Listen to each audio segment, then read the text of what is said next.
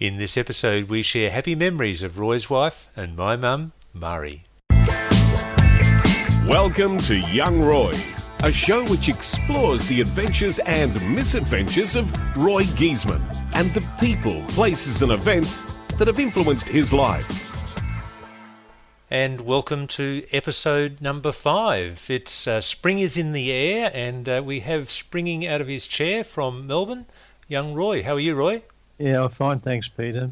Unfortunately, the weather down here, the spring has been sprung a little bit, but it's okay. Now, with spring comes the Melbourne Cup. That's the racing carnival, isn't it? The spring racing carnival. So we have a number of major important races over a period of a few weeks. So yesterday we had, what was the race on yesterday? Yeah, Caulfield Cup. You know, Pete, I checked the prize money for that. First prize is $3 million. You're joking. Wow. And it's the same as last year, it said. But isn't it? That's, I think the total prize money is 6.2. But for first prize, first past the post, no wonder the jockey threw his arm up in the air when he went past the post. 10% of that sounds pretty good, doesn't it? Gee. So now there would have been international horses in that field? Well, I'd say at least 3 or 4, yeah. Because it ended up being won by a local horse from Warrnambool, wasn't it? Yeah, lovely young trainer, and he praised the first person he praised strangely was the farrier. Yeah, I heard that.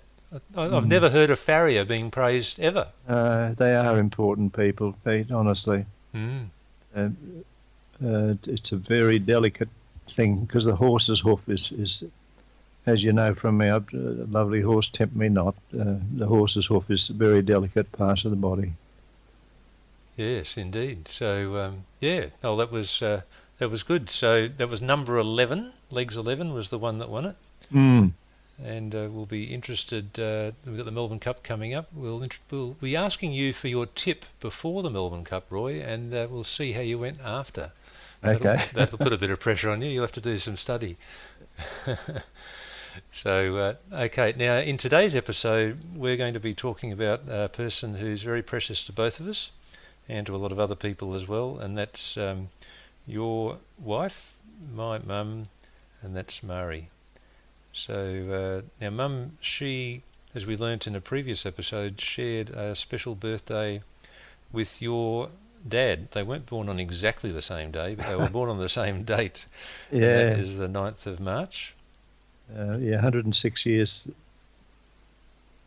The 9th of March 1936 she was born, Peter, in Nanango in Queensland. Yep, so that's probably about 2.5 hours out of Brisbane, going a bit west. I'd say, yeah, northwest, yeah. Yeah, towards Kingaroy. Yep. And now I remember Mum talking about when she went to school as a young girl. I think they piled a number of kids on a horse, and she was one of them. And they toddled off to school on a horse. That's a true story, Peter, yep. Yeah, amazing, isn't it? Yeah. Now, the question... Peter, didn't you get a photo of the Nanango hospital one time? Or? I did, yeah. Robbie and I were passing through, and we had a request to stop off and get a photo. So there's a picture of me out the front of the Nanango hospital. And that's something, yeah. That's beautiful. That was a lovely thing to do, Peter. And that's where Mum was born. Yeah. Yep. Yeah. Now, the burning question on my lips is, how did you and Mum meet? Well, I'd say it was Cloudland for sure, Peter. Okay, Cloudlands, that's... that's like a ballroom on a high spot in Bowen Hills in Brisbane. Yep. And it was the venue, the top venue for balls and for Saturday night dances and that. Okay. Yeah, now I've seen pictures taken at Cloudland, and everyone's dressed up to the nines, aren't they? You couldn't go. I don't think they'd let you in, Peter, unless you wore a minimum a tuxedo. Wow. That was fairly common, and I think starched shirt and the bow tie. And then you'd pay to go in, I assume. Yeah. The girls had to pay as well? Oh, you'd for dancers, yes, yep. Oh, you're talking about the Saturday night dances now, aren't you? Yeah. Yeah. Mm. Okay. And so what would be the format when you go to Cloudland? What would you do? Would you go with some mates, or would you go in a group, or how did you Yeah, go? always with a friend, maybe a couple of boyfriends, Pete, Mm. and we'd park pretty close up the top of the hill there, and with my 680 Wolseley, I had no trouble getting people to go with me, and fortunately, it was a nice car to take someone home in, Peter. Mm. And then there'd be guys in there inspecting the girls to see if they're going to ask them to dance. That's the way it goes, Peter. Yeah. You look around and see someone, And they would be all around the perimeter of the room? room, yeah. Okay. It's a bit, I suppose it's archaic in a way, I don't know, but it was what was done those days. And Cloudland, I can't remember the number of pieces, but it would have been at least 8 to 10 piece orchestra, Peter. Mm. Yeah, did girls have a dance card back then? No. That was before my time. Okay. Yeah. So obviously you saw Mum or were introduced to Mum, or do you know how that came about? Well, Johnny Mullins was a good workmate of mine, Mm. and he was friends with her. Oh, okay. And I'd say girl boyfriend in a way, and that's how I met her through Johnny, and it really. Barry would have been 17 or 18, Pete. 17 she would have been. Yep. And it really was love at first sight. Oh, there you go. Now, so what year are we talking, do you know? Yeah, 1953. Okay. So it should have been 16, 17, and then we got engaged, pardon me, in 1954. Yep. And then married in 1955. Yep. And then Buggerlugs, that's me, came along in 1956. Yep. Gee, there's something happening every year. I know, yeah. But Yeah. Mary loved dates, Peter, and she, and I can always remember the wedding date and that without any trouble, of course, but the engagement date when we had a drink at the Carlton Hotel in Queen Street, Brisbane, and I gave her the ring and that on an engagement day. Mary always used to remember that date. It was in March. Mm. Okay. Yeah. And then the wedding day was the 1st of October? 1st of October, yeah. Mm. Yep. And yeah, it all started from there. So we're talking, you got married in Brisbane, correct? Yeah, at the Albert Street Methodist Church. Which is in the city itself. Right in the middle of the city of Brisbane, yeah. Mm. So Still how big a wedding would that have been, Dad?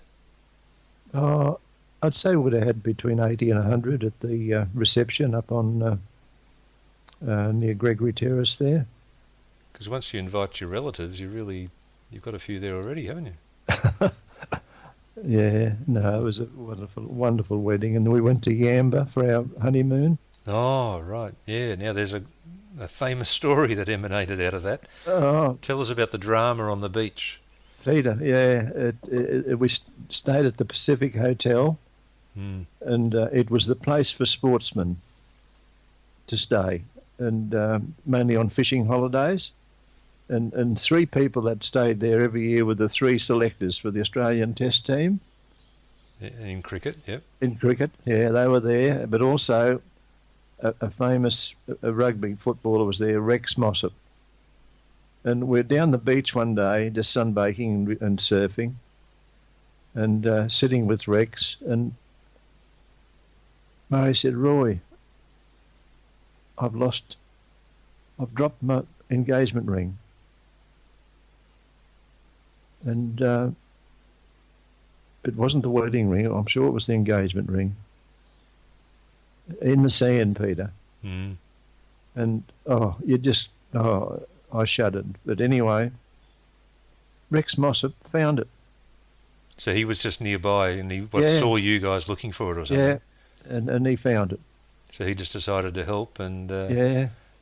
then he found it. Yeah, I mean, once you drop something in sand, Oh, Peter, yeah. and it's similar colour and everything. You know, it was a Mm, beautiful engagement ring. mm. But um, Rex Mossop found it, and as you know, in later life, he became an icon on television sporting programs. Well, and even I think there was a show called Beauty and the Beast, which he was the Beast, I think, Oh, okay, on yeah. TV. Yeah, so he was quite a outspoken man, and yeah. No, there you go. So yeah, that Pacific Hotel too. It's right on this bay in Yamba, isn't it? With a Yeah. magnificent view looking over this big bay, and it's right up perched up on the cliff. And everyone goes there for a drink at the Pacific Hotel because it's just a Oh, for the view, fantastic. Peter. Oh yeah. Mm. Oh, Peter, in those days it was known as the Honeymooners Hotel. Oh okay. I didn't realise it until we got there, Mm. and dare I say it, the three selectors, cricket selectors, every year they'd pick who they thought was the most debonair husband. Oh, is that right? Yeah, Are you saying you're on the short list, were you, Dad? yeah, I was on the very short list too. And if they would have had the same deal for the lady, I know who would have won that too. So they're voting on guys. Why weren't they voting on girls? Oh, just something that they did. Yeah, Yeah. seems strange, doesn't it? Well, perhaps it was actually more dependent on the woman that you had that got you across the line, Dad. Mm, Yeah, I think it might have been Pete. yeah, yeah. Now, so you got married in late '55, but I came along in May '56. So that's me add up October to May. That's 7 months. Oh, it must have been a short gestation. That'd be Yeah, right. shorter than usual, Pete. Yeah. And then, but within a few months, you're off to New Guinea. Yeah, well, it was 1956, and that's the year of the Melbourne Olympics. Yep. And at that time, I was well into athletics, and we decided to go to the Olympics in Melbourne, and we bought heaps of tickets, including the opening and closing ceremony and all that. But little did we know, in a few weeks after receiving the tickets, we were told by management of Vacuum Oil Company, that was the name of Mobil in those days, Peter, Vacuum Oil Company Proprietary Limited, Mm-hmm. that we were required to be in Lae, New Guinea. Gee. So here's, September 1956, Mari is 20 years of age with a 4-month-old baby, which is you, Peter. Mm. At least he was a good kid. So. Yeah, you were a good boy. and sent to, to Lae in New Guinea, and Mari handled it, Peter. Mm. She was a nurse, at the Brisbane General Hospital, and I really took her away from that, and but she never minded. But anyway, I've always regretted that to a degree.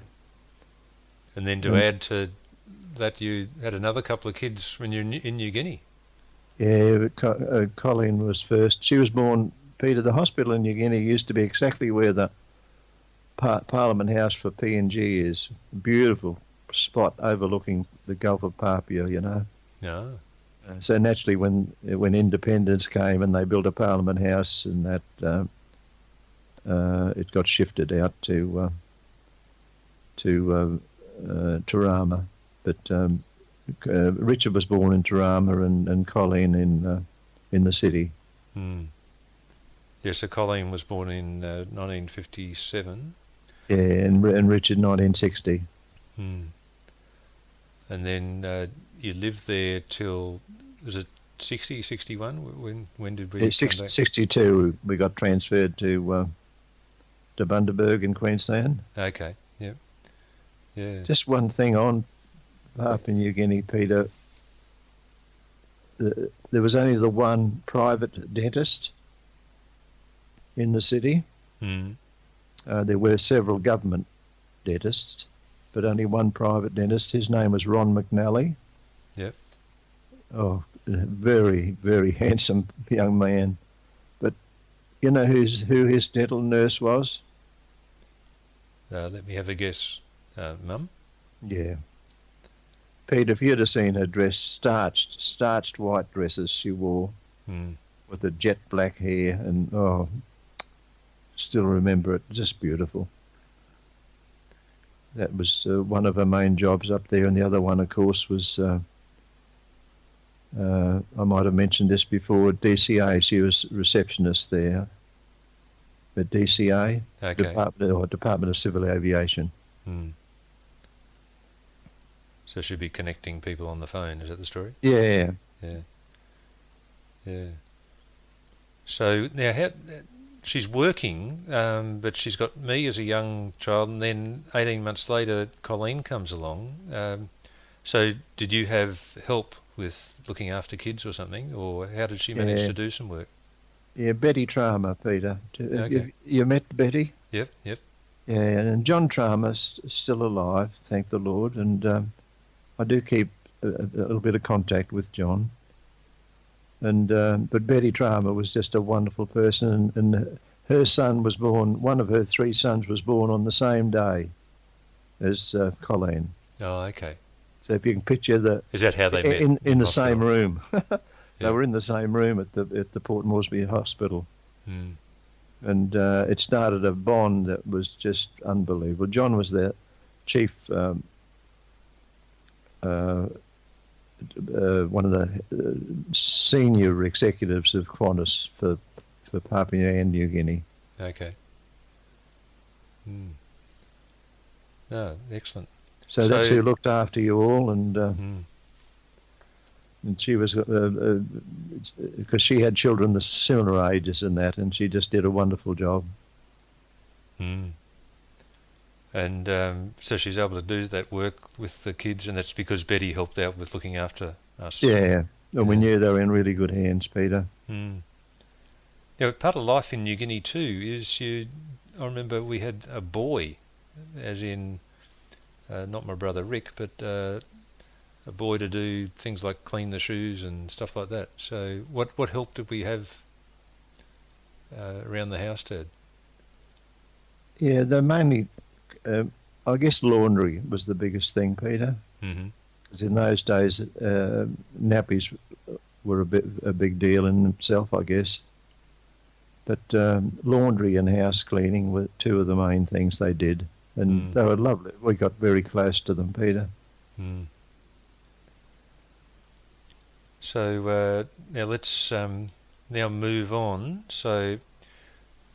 We're talking about Mum, and we mentioned the jobs that she had there in New Guinea. So what other jobs has she had along the by? So I suppose you've always been the main breadwinner, and that's the era where really one income did suffice in a family, but it was good, I suppose, for a wife if she could get out of the house and do something for herself. So what other jobs did Mum do along the way? Well, I guess I should recall that before she started nursing at the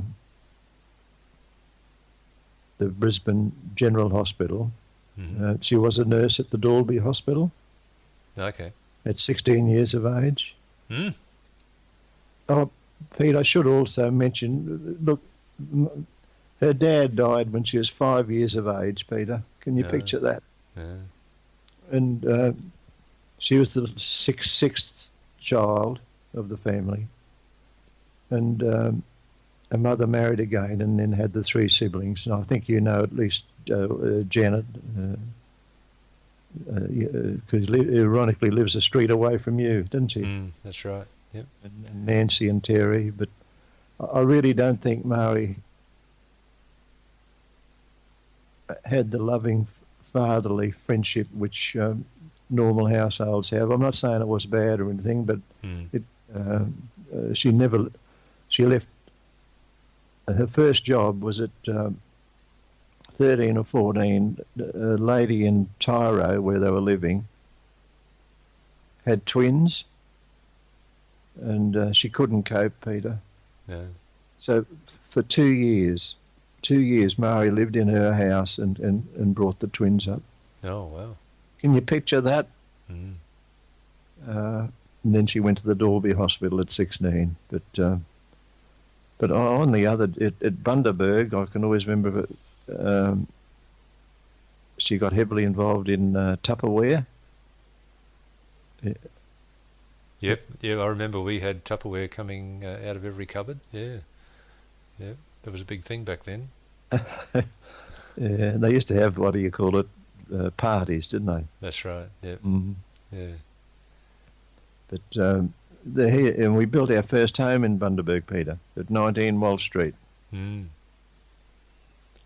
And before we even got our number in the phone book, I had a call one Monday from my boss in Sydney, Des Bryant, to say, Roy, we need you in Townsville. Mm-hmm. And I said, Des, when do you want me to go? He said, last Friday. I can still remember that, but I went within a few days. But here's the thing, Pete. Yeah, it wasn't fair really on Mari, but she never complained. She was left with, the 3 young children in Bundaberg to arrange all the house transfer of the household effects and look after the 3 children, and but she just did it in a stride. So when you're building a house in Bundaberg, you must have been expecting to live there for a while, hey? We were, Peter, yeah. And then 18 months into your stay, you're off? Off to Townsville. Yeah, wow. But we never built a home there. We bought a home at 196 Fulham Road, Gulliver. Mm. Now, you remember that home, Pete, wouldn't you? Is that right? I do. I remember both of the Bundaberg one as well. Yep. And who went to the same school as you at Currajong, or wherever it was? Yeah, Lynn from my networking group, which is an amazing coincidence. Yeah, so she would have been in grade 1 as I was in about grade 3. Yeah. Pete, and also a golfer of note. Greg. That's right. Greg Norman. There yep. You go. He'd come in from Mount Isa and went to school there. Mm. So they had 2 very famous past pupils. 3. Yeah, indeed. Yes. Yeah. Okay, so other work that Mum's done. She's done a lot of retail stuff, hasn't she? Dealing with customers, because she's very good at dealing with people. In Adelaide, for instance, she really started Breville, the product Breville line in Adelaide. Yep. And I think it would have been John Martin's. But Helen Thurgate, as her name was then, she took over from her and took it to another level over the years. Okay, so that's where Mum and Helen met then? That's correct, Peter, yeah. Yeah, and they became really close friends. Yeah, no, we really met through work, Peter, because her husband, Ian, had the terminal. He was manager of the terminal. Oh, okay. Yeah, just as I was manager at Mobile. Mm. And we met through that, and then I think that's how, Mari got Helen the job there. I'm fairly certain of that, Peter. Mm. But it started a wonderful friendship with Helen. And yeah, so Mum had some really close, intimate friends, didn't she? And Helen was certainly one of those. Well, Peter, I'd say she had 5. So look, she had so many friends, and I daren't say too many because I'll leave some important ones out. But she had 5 really true soulmates, and Helen was certainly one of them. And the others was Gwen. Remember Gwen Goldsworthy? Yeah, she was lovely. Yeah. Oh. And so that's from Adelaide days. So Helen's from Adelaide as well. Yeah. Yeah. And who else is on your list there, Dad? Well, Nicole for sure, Pete, one of her eldest granddaughter. And Yes, Nicole certainly had a very close relationship with Mum, and Robbie, your darling wife, Peter. well, they say you marry your mum, and certainly Robbie has so many things in common with Mum that they're just the way they would dress a house, the way they would dress themselves, the arts. They love the fine arts, the music, classical music, fine food, fine wine.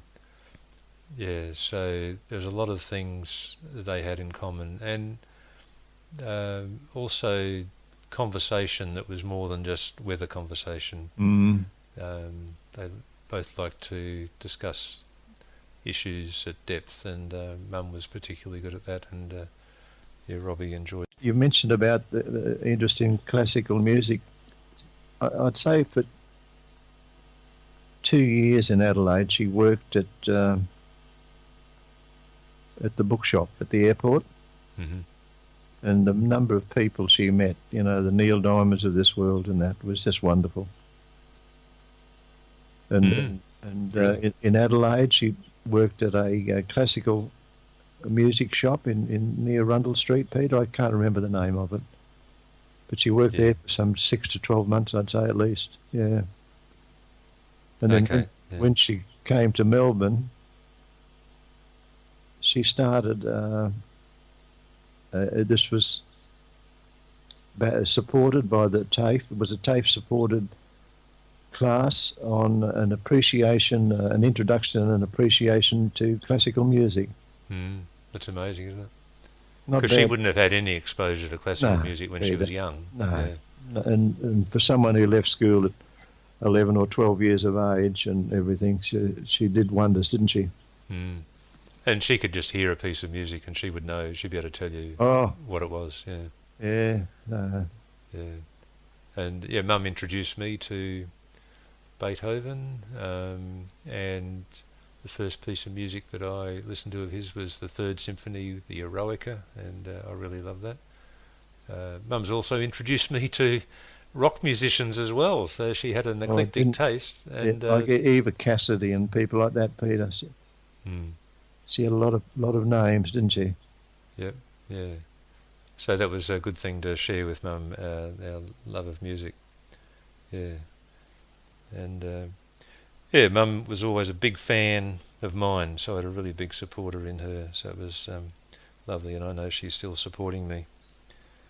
And Peter, actually, just before you start that, yeah, another thing Robbie and Mum liked is they both really enjoyed the finer things in life, and yeah, fine food, fine wine, and if anyone ever came to your house, if they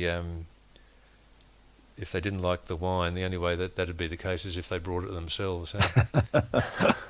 Yeah, remember the doormat that Colleen and Jeff bought, I think, was it? Okay. Life is on the doormat. It had "Life is too short to drink bad wine." I think that was the big writing on the doormat. Yeah, no, it's amazing. But Peter, you're talking about her strength of belief in life and death, and that. A couple of weeks ago, I went to a funeral service at Dingley, and it was my brother Ron's sister-in-law, and I met one of her relatives there who'd come down from Echuca for the service, and he was talking about how we were talking about the people who did the eulogies. It was just perfection, and he brought up how he did his dad's just recently, and it opened the door for me to tell him what Mari had done for Richard, Peter. Okay. He said, "Roy, that is just unbelievable." To get up before 200-300 people, but this is the strength she had, wasn't it? Strength. Yeah. I'm so proud of her. Because Rick died at age 33, which was way too young. So yeah, it rocked all of us. Yeah. So, any other stories or things you wanted to add there, Dad? Well, I guess the main thing is Peter's the strength she was for me and what she's done for me, and even if you think of the job with the information centre, who started that? You know, Mm. she was sitting in the chair, and I can still see her sitting in the lounge chair in 2006, and she said, "Oh, Roy, in the local paper, there's uh, an article on a meeting going to be held in the Frankston City Council chambers with a view to starting a visitor information centre shortly, and for people interested in being volunteers and staff." And because I'd moved at that time from 5 days a week to 2 days a week, just Tuesday, Thursday, Mm. she said, "Roy, this would interest you," because she knew my love of Frankston and the peninsula. So I went to the meeting, and the rest is history. You know, I've made so many good friends. You know, like for instance, Meredith, and the work that Meredith and Robbie did on Mari's beautiful clothes, and for the Dress for Work Society. Mm. So when Mum died, that she had a lot of lovely clothes in her wardrobe, which Oh, Peter, that was magnificent. you and Robbie thought would be a good idea to give them some value and help other people. So which was done. So that was great. Yeah. So what about some special things that you and Mum have done together? You mentioned the other day we had the AFL Grand Final, so that was a common thing you used to do with Mum, Dad, was watch the AFL Grand Final. Oh, Peter, very special day, yeah. Mm. We'd usually have, we'll definitely have, I'd say, a few oysters, but then mainly prawns and champagne, and it was a special day for the two of us. Mm. Well, we've had some lovely Christmases and New Years together, haven't we? So when we've come to visit you in Melbourne, Robbie and I, and sharing beautiful meals, which Robbie and Mum would be concocting and we'd be consuming. You're making my mouth water, Peter. Yeah.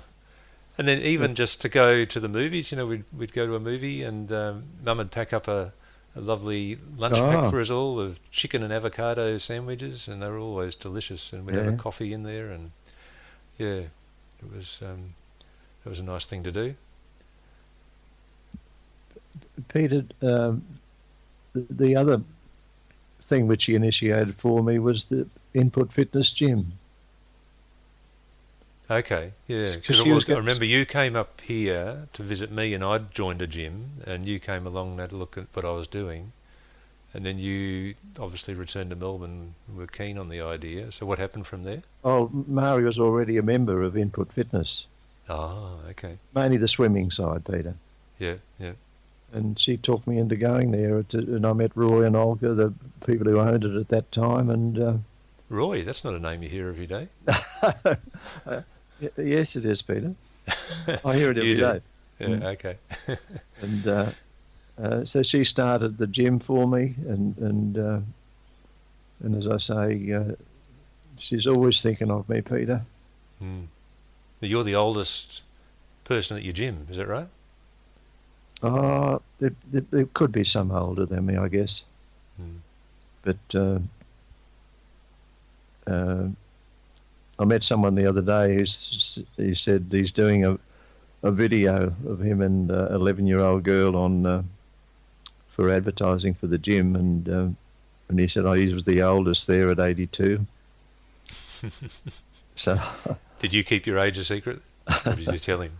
I just said I do know some old bugger who's nearly 5 years older than you. But anyway, he took it all right, I think. Yeah. This was at the information centre. Mm. And the people I've met there, Peter, you've met some of them, haven't you? Like some of the staff, and Gwen and others, and they're beautiful friends to have, and none better than, of course, Meredith. Mm. Now, you better comment, Dad, on a particular aspect of your home that Mum had a large degree to do with. Well, inside and outside, Peter. Well, exactly, yeah. Outside, she did all of the design work on all the paths, all of the plants, and if the azaleas, magnolias, begonias, tree ferns. It just goes on and on, Peter. Camellias, camellias, another one. You do have a lovely garden there, and that's Mum's inspiration, which you've kept lovingly since, Dad. So that's really great. It's a great tribute to her, and a connection that you've got with her. I feel good when I'm working out there, Peter. It's a strange feeling. It's an ethereal type feeling, I guess. But inside the house as well, people who, when they walk in the front door, Peter, and just see. What, your billiard table sitting there? Oh dear, that was not Murray's favourite piece of furniture, Peter. Oh dear. Anyway, but wasn't everything else beautiful? Yeah. No, it's very comfy and cosy, your home. Yeah. Oh, Peter, on that table, I probably sent you a photo, did I? I've got the two photos. One in the middle is Mari, and one on the right is Richard. Okay. And another one on the left is of an orchid a friend gave me. Right. And the front of that is a gold teapot on a gold serviette that Nez gave me. Yeah. So something that so Mum always liked the finer things, as I alluded to before, and she'd never buy the cheapest, and often it probably could have been the dearest, I don't know, but she would always look at value. But I think a bit of that's rubbed off on you in recent years too, Dad. You're more willing to probably spend and enjoy. Would that be right? Oh, Peter, I love giving things to people. And really the joy in giving is for the person to receive it, gladly. And look, they're not big things, Peter, but I'd be the best customer for chocolates at the Frankston Visitor Information Centre. I know that. And for honey. I keep so many people in honey, and love giving boxes of chocolates. I like to wrap them specially and things like that. And you've got a pretty good relationship with your local florist too. Oh, Margaret, yeah, isn't she something else? Yeah, she is. Yeah. No, she's a true. I don't think she'll ever be a millionaire because she's too kind, Peter. Yeah, no, she'll have riches of a lot of love in her life. Her riches, sure. Yeah, from the people who love her, yeah. Yeah. And Michelle, I think I introduced Michelle from the gym to her, and they've become very, very good friends, Peter. So it's a good story in itself. No, that's good. Well, Dad, lots of really happy, fond memories of Mum there, and there'll be lots more as the podcast continues over time. So we might wrap it up there, but it's been really great reliving a lot of that and discovering a few facts that I didn't know myself. So how was that for you? No, it was lovely, Peter. The subject matter was perfect, wasn't it? It was, yeah. Peter, for 56 years, she did everything she could for me. How about that? She was married to you for 56 years. How could she handle it? No, that was 56 years from when we met, I'd say. But From when you we were learn from engaged. everyone who's in your life, and I'm sure Mum's taught you a lot, which you're carrying through right now, Dad. So, yeah, which is great. Oh, thank you, Peter, for doing what you're doing. It's just it brings back so many beautiful memories of life. Well, let's both have a toast to Mum this evening with our meal, and until our next episode, I'll wish you cheers as well, Roy. And cheers to you too, Peter. Bye bye now. Bye, Dad.